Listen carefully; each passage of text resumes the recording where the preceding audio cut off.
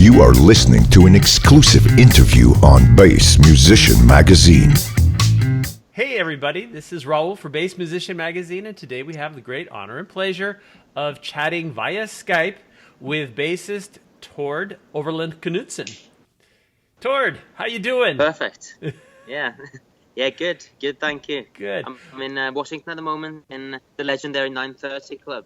So we're doing some production and, like some rehearsals for the upcoming US tour. Excellent. Excellent. Well, for those of you that don't know Tord is the bassist and does vocals and keys as well for the band, the Wombats. Now, we always like to go back a little bit and get kind of an idea of your bass journey. How did you get started in bass, Tord? I guess I was, I started in classical music, playing cello. That's kind of where my musical journey started, I suppose, as a musician. And I was kind of like in an ensemble in secondary school, and I was kind of like, well, I can play cello, but it was kind of loud. They had a drummer and they had like a guitarist and stuff, and like the cello kind of disappeared a little bit. So it was kind of like the teacher said, like, well, why don't you try and play the bass?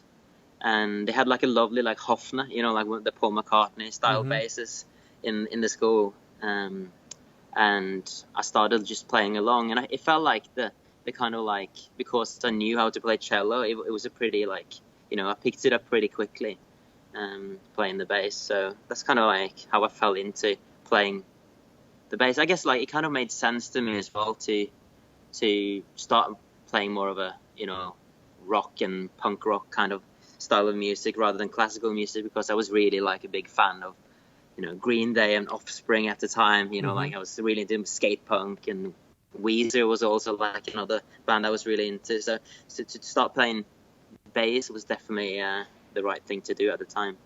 Got you. And how did so you started in school, how did you continue to progress? You start getting together with people and playing in bands, or?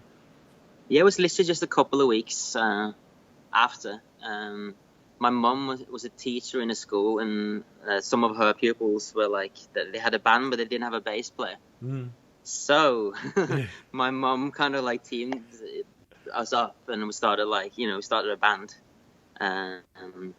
So yeah, and then I still play with those guys. Now actually, I'm doing side projects, and back in Oslo, we still work in the studio together. So it's yeah. Been from day one and still going. Got you. Now, from Oslo, you ended up going to the UK. Yeah, that's right. And you were there for studies, or? I came to Liverpool in 2003 to go to university. It's called LIPA. It's a music college or music university, which has, well, I guess it's more of a performing arts school. You got the you got the music course, you got like a sound technician course, you got like a management course, light design, basically all aspects of performing art, I suppose. That's kind of where I met Murph and Dan. I was in Murph's class. Dan and Murph had a previous, they knew each other from before. That's kind of how we ended up starting the Wombats. Got you. And it's quite some longevity from 2003 to present. So that's a good run. Yeah, it's a long time. Like last year was the 10-year anniversary of our first album. So yeah, very cool. We're still going strong. Excellent, excellent. And as we're progressing, it's my understanding that you guys, I just saw the video that was released, Lemon to a Knife Fight. Rather dark, but yeah, and supernatural. It took some directions I wasn't expecting. I'll make sure I add the link so people can see that.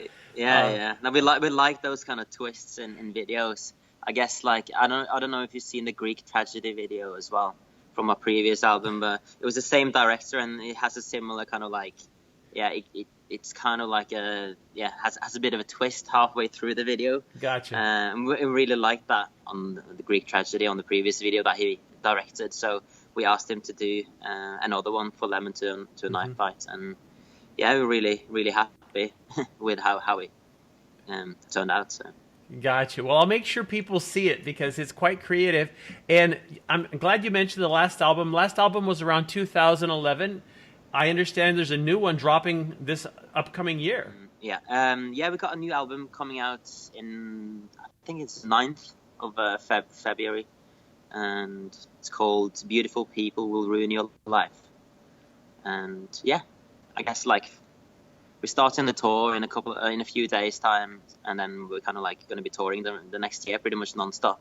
It's pretty full on. So, but we're looking forward to play a lot of the new songs as well, get them on the road, and see how they transfer like to a live setting. It always feels like that's the kind of like most fun part when they, translating them into a live setting. So. Got you. Now, you mentioned the tour. I know you're doing a North American tour. Again, you're in the States now. Tell us a little bit. I know you're going to actually be in our neck of the woods because you're going to be in the Great Pacific Northwest towards the end of the month. And, of course, at the time that you're going to be next to us, we're going to be in Anaheim covering the NAMM show. So okay. we'll just miss each other that way. But tell us a little bit about kind of the reach of the tour. To be honest, I'm kind of like always living by the next. I know I'm doing in the next few days ahead, and I'm kind of like, if I look at the whole schedule too much, it feels quite daunting, to be honest. Sometimes, gotcha. So I know I'm doing the next few weeks maybe, and then I'm kind of like, okay, yeah, it's let's leave what's happening in 2 months' time. Gotcha. But we're doing like 4 weeks in the States at the moment, and then going back home for a bit, and then we're doing a UK tour in March. We're doing a European tour in April. We're actually coming back to the States in June as well. We're going to go on tour with Weezer actually. Oh, nice. Yeah. I'm going to support them and Pixies for some of the dates for that tour.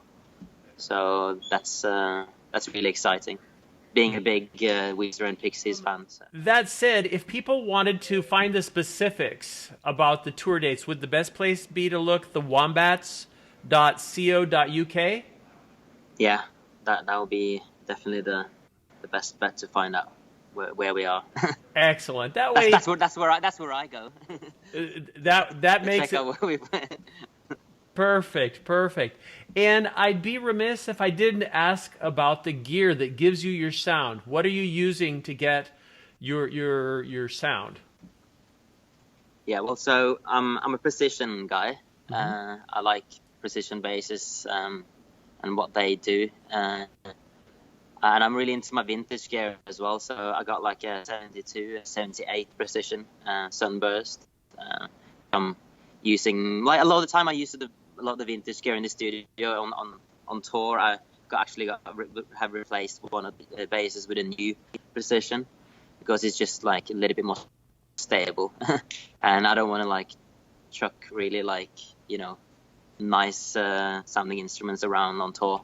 So, but yeah, my favorite is probably my 78 precision, which is what I ended up using the most times, like for all the albums really.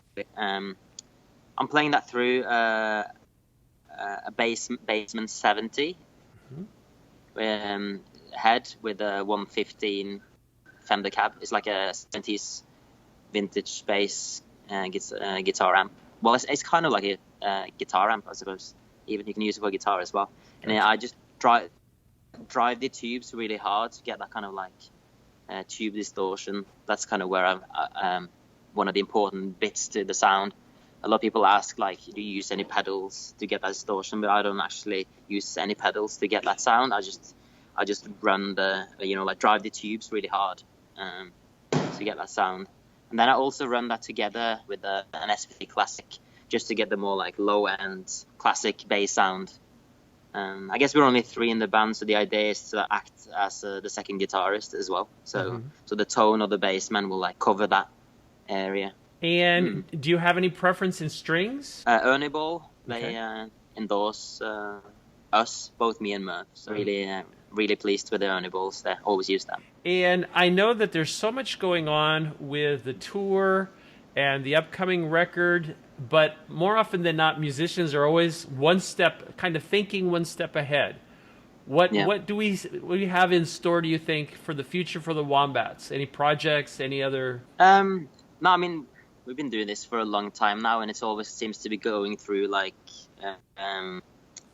it's kind of like a cycle, isn't it? Like you when we make an album, first writing, then recording it, then releasing it, then go on tour for maybe a year and a half, and then kind of back in the studio trying to make some new music, and then eventually do another album. So I guess as long as people want to come and listen to us when we play live, we'll just keep doing this, I suppose. We still love what we do and feel very privileged to be able to do so. So as long as we can, survive doing this, we'll keep doing it.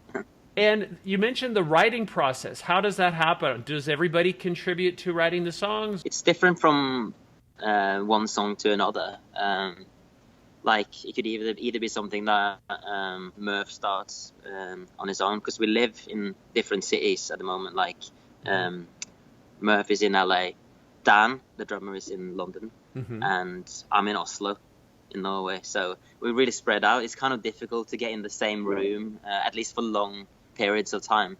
Gotcha. So I guess a lot of the time we have to start on ideas separately. But on this new album, we did a bunch of writing together in Oslo. Then Murph did a bunch of writing in LA and some in New York. He worked with some co-writers as well. So this is the first time we actually he's done that. It kind of depends. Sometimes it's a backing track that we kind of have started and then write top lines on it, and other times it's literally a song on an acoustic that we start adding bits and pieces and make it sound like a Wombats track eventually. So it's it's different from one song to another. Gotcha. Well, Tord, we appreciate you taking time out of a very busy schedule. We know you guys are working as you're on site. People, make sure you check out where the Wombats are going to be. They're going to be coming to a town near you. Whether you're here in the U.S. or in the U.K. or in Europe, make sure you look at thewombats.co.uk and check out the tunes. Again, we appreciate your time. People, you've seen it here. Tord Øverland Knudsen from the Wombats, coming to you live on Bass Musician Magazine. Thanks for basing out with us here on bassmusicianmagazine.com.